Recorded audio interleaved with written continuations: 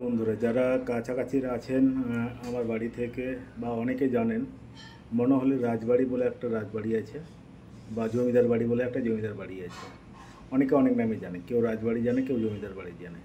চলুন সেই রাজবাড়ি সম্পর্কে পূর্বের কিছু ইতিহাস আমরা জেনে নেই সেই রাজবাড়ির পরিবারের এক লোকের কাছ থেকে। তো আপনারা শুনুন সেই ভিডিওটা। আপনারা যদি দিনাজপুরের মহারাজার কাছে যেতে চান যেতে পারেন, সেখানে রাজানুকূল্যে থাকবেন এবং রাজকর্মচারী হিসেবে কাজকর্ম করবেন।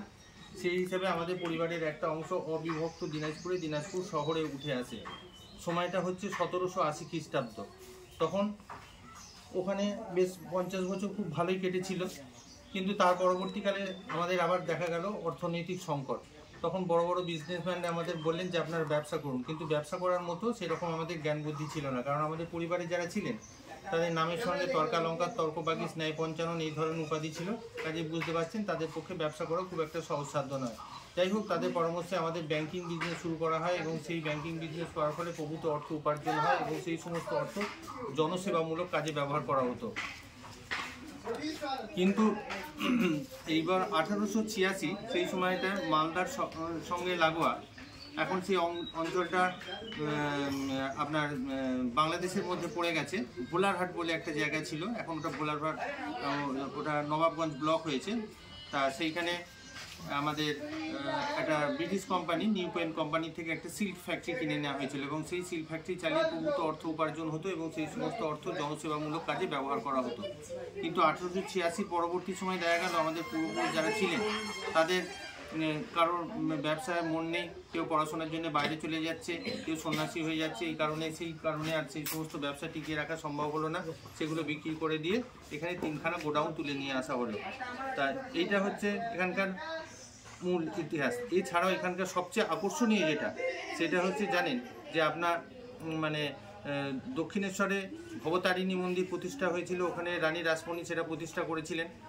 তা ওখানকার যে ভাস্কর ছিলেন তিনি হচ্ছে নবীন ভাস্কর, তিনি দাইহাটের মানুষ ছিলেন, বর্ধমান জেলার।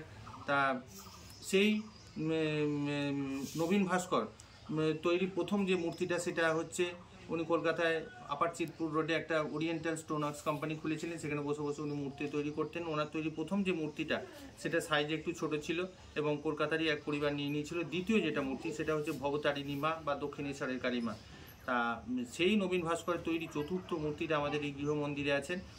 আচ্ছা, আপনারা যদি ইউটিউব সার্চ করেন তাহলে দেখতে পাবেন মনোহলির জমিদার বাড়ি বা রাজবাড়ি বললে গোটাটা দেখতে পাবেন, কিন্তু এটা কোনো মনোহলির রাজবাড়ি বা জমিদার বাড়ি নয়, এটা হচ্ছে গৃহ মন্দির।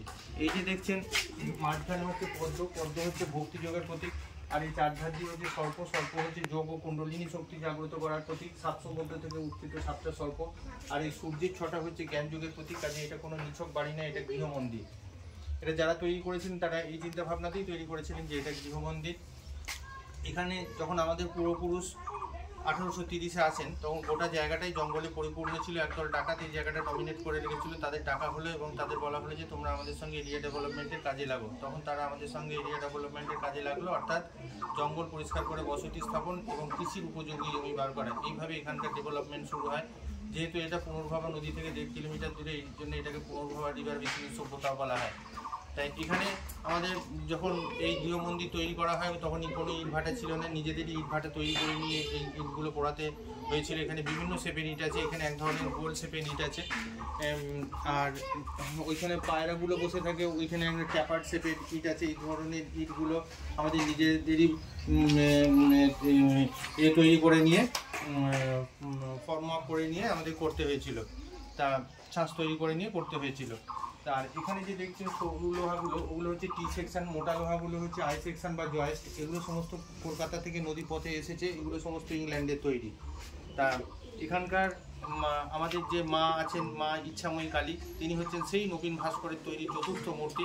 এখানে আমাদের প্রথম যে পূর্বপুরুষ এসেছিলেন তিনি হচ্ছেন তারাচাঁদ বন্দ্যোপাধ্যায়, তিনি আমাদের 31তম পুরুষ ছিলেন। আমি হচ্ছে 36তম পুরুষ অমর কুমার বন্দ্যোপাধ্যায়। মায়ের দর্শন করবেন।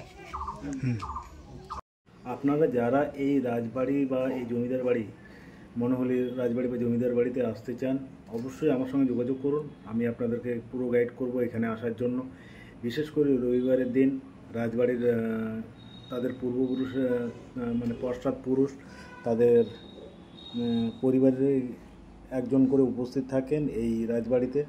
আপনি আসলে অবশ্যই সেই জায়গাটাকে ঘুরতে পারবেন এবং দেখতে পারবেন। সঙ্গে এই সম্পর্কে কিছু জানতে চাইলে তাদেরই বংশধর যারা আছেন তারাই এই ব্যাপারে আপনাদেরকে অনেক কিছু গাইড করতে পারবে বা বলতে পারবে।